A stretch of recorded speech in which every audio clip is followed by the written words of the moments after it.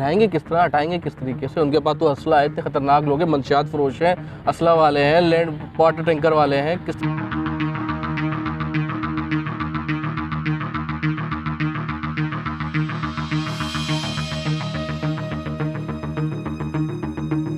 एक आधा शहर यानी कि आधा बहरिया टाउन बल्कि आबाद हो सकता है जितनी इतनी बड़ी ज़मीन है। ये कैंपसी का भी एक इम्तिहान है, डायरेक्टर बशीर सिद्दीकी का भी इम्तिहान है कि वो अपनी सोसाइटी को किस तरह से गिराते हैं, क्योंकि ये भी उतनी गैरकानूनी है जितनी वो गैरकानूनी तमाम इमारतें, घर गुजर नाले पर हों या दीगर महमूदाबाद पर। अस्सलाम वालेकुम नाज़रीन, कैसे हैं आप लोग। तो आज की जो स्टोरी है ना वो बड़ी ही ज़बरदस्त है। ज़बरदस्त इसलिए कि एशिया का जो सबसे बड़ा पार्क था वहाँ पर तारीख़ी तौर पर सबसे बड़ा कब्ज़ा हो गया है। यानी हम बात कर रहे हैं गटर बागीचा की, जो शहर कराची के बिल्कुल वस्त में वाक़ है। अरबों खरबों रुपए की ज़मीन थी, यानी 1000 एकड़ रकबे पर फैला हुआ ये पार्क था, जिसमें से 116 एकड़ पर काबज़ीन ने कब्ज़ा कर लिया। मुख्तलिफ़ सियासी जमातें थी जिनके मुख्तलिफ़ अदवार होते रहे, उनकी जानिब से इस पर कब्ज़ा किया गया। और अब सुप्रीम कोर्ट के अहकामात के बाद हम देख रहे हैं कि जो चाहे वो कैंपसी का अमला हो, सियासी जमातें हो, काबज़ीन हो, तमाम के तमाम लोगों में हलचल सी है। तो आज हम उस इलाके में आपको लेकर चलने वाले हैं जहाँ पर गटर बागीचा है, जहाँ पानी को साफ़ करने का ट्रीटमेंट का प्लांट लगाना था, वहाँ पर ना लग सका। उसके बाद काबज़ीन ने अपने काम करना शुरू कर दिए। वो तमाम मनाज़िर दिखाने वाले हैं और आपको फिर आगे बताएंगे कि सुप्रीम कोर्ट ने क्या अहकामात जारी किए हैं और इसके हवाले से क्या कार्रवाई होने लगी। हमारे साथ रहिएगा। हाँ, ये तो भी सरकारी काम हो रहा है। यहाँ पर ज़्यादातर कैंपसी के जो एम्प्लॉइज़ हैं वो रिहाइश पजीर हैं। अच्छा, ये थोड़ा सा ना हसास इलाका है, इसकी वजह से हम आपको सिर्फ गाड़ी के शॉट्स दिखा रहे हैं और जो हम रिपोर्ट करेंगे ना वो आपको आगे से जाकर करेंगे, जहाँ पर कुछ हम हिफाजत के साथ आपको तमाम चीज़ें बता सकें। या तो हमारी जान के लाले पड़े होंगे इस वक्त। देखें, बाबर भाई, मैं और शाहिद भाई तीनों हम सारी दुआएँ मांग चुके हैं, क्योंकि इलाका ऐसा है कि यहाँ पर एंट्री तो है, ड्राइविंग स्किल्स का सारा काम जो है वो 3 महीने मेरे ज़िम्मे किया। हाँ, ये गाड़ी आपने तेज़ भगानी, अल्लाह ना करे 19-20 हो। अच्छा, आपको कोशिश की कि अंदर लेकर चलते हैं, मगर आपने देखा होगा कि वहाँ पर काबज़ीन और मुख्तलिफ़ सियासी जमातों का जो बड़ा ही असर रसूख है।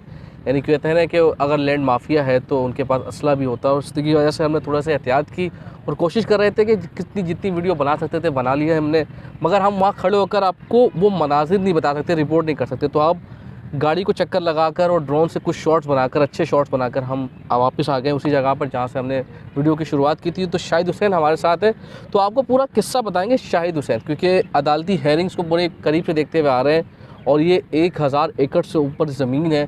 शाहिद भाई, बहुत बहुत शुक्रिया वक्त देने के लिए। अब तो आपको तारुफ़ कराने की मोहताज ही नहीं है, माशाल्लाह अपने मशहूर हो गए। नहीं, मैं आपकी वजह से अल्लाह ताला खुश रखे आपको। लेकिन आपने नाज़रीन को ये भी बताया कि हमें पुलिस वालों ने भी रोका था कि आगे जगह सही नहीं। बिल्कुल बिल्कुल बिल्कुल, हमें पुलिस वालों ने भी रोका और पुलिस वालों का थाना है जो ख़त्म हो चुका है, उसकी देखभाल कर रहे हैं वो। हाँ, और वो कह रहे थे कि हमारे पास से अगर आपने ड्रोन उड़ाना है तो उड़ा लीजिए, अगर आप आगे जाकर उड़ाएंगे तो हम उसकी जिम्मेदारी नहीं लेते। उन्होंने कुछ लोग और कुछ एक आध कौमियत का नाम लिया, हम पूरी कौम को नहीं जिम्मेदार ठहराते। लेकिन खैर, शायद ये बताएं कि गटर बागीचा यानी ये एक वो मंसूबा था कि जिसमें आबी हयात को बचाने के लिए, यानी जो सीवरेज का गंदा पानी उसको ट्रीटमेंट करने के बाद समंदर में फेंकना, क्या कि उनको महफूज रहता, समंदर हमारा अच्छा होता। बहुत गंदा हो गया सीवरेज के पानी से, एक बड़ा बेहतर ट्रीटमेंट प्लांट था उसको बंद हो गया। कहानी क्या है वैसे ये? देखें, ये जब ये शहर आबाद हुआ था, ज़ाहिर है उस वक्त तो शायद पाकिस्तान का नाम और निशान भी नहीं होगा, लेकिन शहर आबाद करने वालों ने ये प्लानिंग अच्छी की थी।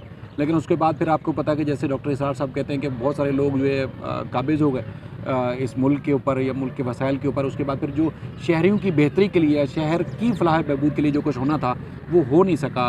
उम्मीद तो करते हैं कि अल्लाह बेहतर करेगा, ज़ाहिर है इस मुल्क के लिए बहुत सारे लोगों की कुर्बानियाँ हैं। लेकिन सूरत हाल ये है कि ये पाक कॉलोनी एक तरफ पुराना गोली मार, उसके बाद फिर अगर उस तरफ जाएंगे तो आपको लियारी, शेर शाह, ये सारे सराउंडिंग के एरिया आपको उसकी अतराफ़ में भी मिलेंगे। और ये बिल्कुल सेंटर में ये गटर बागीचा का जो इलाका है, 1016 एकड़ राजी है और खरबों रुपए की मालियत की, ये कोई मामूली ज़मीन भी नहीं है।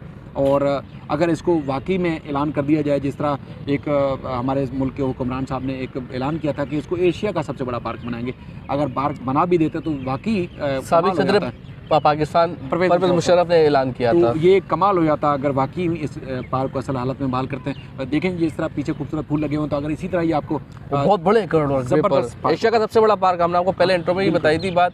तो हुआ क्या, काबिज हो गए उसमें- लोग, कब्जा हो उसमें गया। देखें जब- लेकिन मसला तो ये बताएं ना कि कब्जा तो हमने बता दिया कि कुछ मतलब सियासी जमातें हैं, जिसमें एनपी का भी नाम ले सकते हैं, एमक्यूएम, पीपल्स पार्टी, ये तीनों ही ज़्यादा सियासी जमातों के नाम लिए जा रहे हैं कि जिन्होंने कब्जे किए वहाँ पर, दीगर लोग भी हैं। मगर ये बताएं कि केएमसी किस तरह से शामिल हो गई कब्जा करने में। आज ये जो बुनियादी तौर पर जो अथॉरिटी है ना, जो इस ज़मीन की अथॉरिटी है वो केएमसी है। मतलब ये जैसे मुख्तलिफ डीएमसी के पार्क हैं, केएमसी के, केडीए के या कंटोनमेंट के, तो इस पार्क को या इस ज़मीन को जो कंट्रोल करना है या उसका एक बाख्तियार इदारा है वो केएमसी ही है। लेकिन केएमसी किसी को आज खुद अलाट नहीं कर सकता ज़मीन कानून के मुताबिक, या किसी को बेच नहीं सकता, या किसी को फ़रोख्त नहीं कर सकता किसी सूरत भी, ना बेच सकता ना करो, लेकिन उसकी निगरानी कर सकता, उसको मेंटेन करने के लिए ये केएमसी की बुनियादी जिम्मेदारी थी। अच्छा, अब केएमसी के अफसरान ने ये इस तरह 83 के बाद जब सिलसिला शुरू हुआ, तो आपको पता है कि 83 या 80s के बाद कराची के हालात जिस तरह नाजुक होते गए, तो उसके बाद फिर बताया गया कि ये ज़मीन का कुछ हिस्सा, मतलब 200 एकड़ जो ज़मीन का हिस्सा है, वो केएमसी के अफसरान को सोसाइटी बनाने के लिए उनको अलाट कर दी मिली भगत से 200 एकड़। अच्छा, वो 200 एकड़ कहना बड़ा आसान है, 200 एकड़ समझ रहे हैं। जो ज़मीनों के मालिक हैं उनको 200 एकड़ की अहमियत का अंदाज़ा है। यहाँ तो आपको पता है कि गज के भी लोग वो कर रहे होते हैं। सही बात है। तो 200 एकड़ वाला तो बड़ा चौधरी होता है, वैसे छोटा चौधरी भी नहीं होता, बहुत बड़ा चौधरी होता तो उसके बाद फिर उस 200 एकड़ उनको अलाट कर दी गई। उन्होंने बेंगलोज बनाने थे या किसी तरीके से, अच्छा वो भी सिंध हुकूमत के एक सेक्शन अफसर ने अलाट की ज़मीन। अच्छा, उसके बाद फिर 116 एकड़ पर किसी और ने कब्जा कर लिया। कुछ ज़मीन के ऊपर मुख्तलिफ, जिस तरह आपने सियासी जमातों के नाम लिए, जिसको जिस जगह से आसानी थी उसने उस जगह से अपनी बढ़ाना शुरू कर दी, आबादी बढ़ाना शुरू कर दी। काफ़ी सारा उन लोगों ने भी कब्जा किया, यानी कि कहीं से एमक्यूएम ने, कहीं से पीएफसी, कहीं से पीपल्स पार्टी ने और कहीं से एएनपी ने। तो इस तरह लोगों ने, सियासी जमातों ने भी, यहाँ के लोग बताते हैं, ये हम खुद भी इल्ज़ाम लगा रहे हैं कि कुछ लोगों ने इस तरह कब्जा कर लिया। इसी कब्जे की वजह से तो हमें आज़ादी से कवरेज नहीं करने दी, आपको खुद ही जिस तरह पुलिस वाले भी बता रहे थे। तो बहरहाल अब सुप्रीम कोर्ट ने सारी जो अलाटमेंट है या किसी को लीज़ दी गई है वो मुकम्मल तौर पर ख़त्म कर दी है। अब ये कहा कि जो ना सूबाई हुकूमत को इख्तियार है किसी को अलाटमेंट या लीज़ देने का, ना ही केएमसी को इख्तियार था ये ज़मीन अलाट करें या लीज़ करें। अब इसको असल हालत दोबारा असल हालत में बहाल, ट्रीटमेंट प्लांट लगाने का बड़ा, ताकि बहुत सारे सुना। अच्छा, ये थोड़ी सी बैकग्राउंड हिस्ट्री में आपको पहले भी बताया, मगर कि यहाँ पर बहुत सारे बागात थे, बहुत सारे फल थे, और इस तरह बहुत सारी सब्जियां लगती थी, उगती थी यहाँ पर।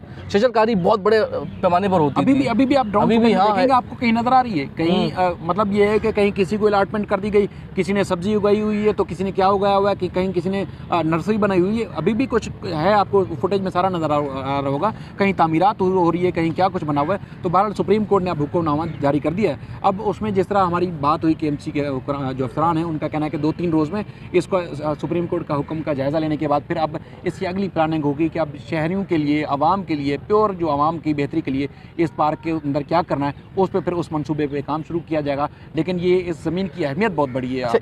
ये इंक्रोचमेंट गिराएंगे किस तरह, हटाएंगे किस तरीके से? उनके पास तो असला है, इतने खतरनाक लोग हैं, मंशियात फरोश हैं, असला वाले हैं, लैंड वाटर टैंकर वाले हैं, किस तरह से हटाएंगे? देखिए ड्रोन फुटेज में जैसे आप देख रहे हैं, यहाँ पे आपको बसों की पार्किंग, ट्रकों की पार्किंग, टैंकर्स की पार्किंग, और तो और जानवरों की, और फिर गंदगी और सारी चीज़ें इसके अंदर नज़र आएंगी, क्योंकि ज़मीन बहुत बड़ी है। अब अगर देखा जाए तो मतलब अगर एक आधा शहर, यानी कि आधा बहरिया टाउन बल्कि आबाद हो सकता है, जितनी इतनी बड़ी ज़मीन है इस जगह की। तो आपको पता है कि जिस तरह फिर इस कीमती ज़मीन के ऊपर कब्ज़ा माफिया ने भी नज़रें गाड़ रखी हैं। तो बहरहाल सुप्रीम कोर्ट ने तो मफाद आमा में फ़ैसला किया है, किसी की ज़ाती किसी को फ़ायदा या पसंद नापसंद पे फ़ैसला नहीं किया। तो अगर ये बहाल हो जाता है तो ये कराची की मुस्तकबिल के लिए अच्छा होगा, क्योंकि आप दुनिया देखते हैं, आप वीडियोज़ देखते हैं, हमारे बहुत सारे दोस्त विज़िट करते हैं, तो शहरों को बेहतर करने के लिए जो प्लानिंग की जाती है वो इस तरह के बीच में पार्क्स होते हैं, बीच में मैदान होते हैं, बीच में मतलब इस शहर का एक अच्छा माहौल, उसका शहर का जो एक ऑक्सीजन का, या ये समझ लो कि एक शहर की रीढ़ की हड्डी कहा जाता है कि अगर एशिया का सबसे बड़ा पार्क बन जाता तो ऑक्सीजन के लिए कितना बेहतर होता है, शहर के माहौल के लिए कितना बेहतर होता है। जिस तरह स्मोक पूरे शहर में, पूरे मुल्क में होती है, तो ये सारी चीज़ें बेहतर हो सकती थी। लेकिन उम्मीद करते हैं कि ये अब ऑर्डर। आखिरी सवाल बताएं कि ये केस अदालत में गया कैसे? पहले आवाम को देखें, ये आपको याद होगा अक्सर कराची में तजावज़ात के खात्मे से मुतालिक जो साबिक मेयर कराची नेमतुल्लाह खान साहब हैं, जिनका जमात इस्लामी से ताल्लुक था, तो उनकी दरख्वास्त जो उन्होंने दायर की थी, उसके बाद फिर ये चीज़ें बीच में मुख्तलिफ लोगों की जानिब से, कुछ किसी ने मुतफरक दरख्वास्त दायर की, किसी पे चीफ जस्टिस ने जब बात निकलती है तो उसमें नोटिस ले लिया। तो ये बीच में 2-4 हेयरिंग्स पहले इस तरह बीच में बात आई थी, तो अदालत ने तो हुक्म दिया भाई ये सारे वागुजार करवाएं, इसमें कब्जा हुआ है। तो उसमें हमने देखा कि KMC ने, जो एंटी इंक्रोचमेंट डिपार्टमेंट है, उन्होंने फौरी तौर पर कार्रवाई भी की। जो दीगर जो कब्जा माफिया थे उनसे वागुजार कराया गया है। बाकी जो है वो अब जो चीज़ें बची हुई उससे कब्जा करवाना बाकी है। अच्छा, एक आखिर में यही बात बता दूं कि क्योंकि जो डायरेक्टर एंटी इंक्रोचमेंट है, मजहर खान नाम है उनका, और वो कई तवातुर के साथ हज़ारों घर लोगों के गिरा चुके हैं। यानी कुछ जगहों पे तो ऐसा था कि कहीं 18-20 फुट गिराना था तो उन्होंने 22 फुट गिरा दिया, या 2 फुट बचा सकते थे तो लोगों को नहीं बचाया कि सुप्रीम कोर्ट के अहकामात है। मगर जो KMC की सोसाइटी है वो वहाँ के चेयरमैन है, यानी KMC का डायरेक्टर जो इंक्रोचमेंट जो घर गिरा रहा है वो ख़ुद यहाँ पर काबिज़ है और चेयरमैन भी है इस सोसाइटी का। तो जब अदालत ने हुक्म दिया तो वो अदालत के सामने रूबरू आ गए और इस्तदा की, अपील की।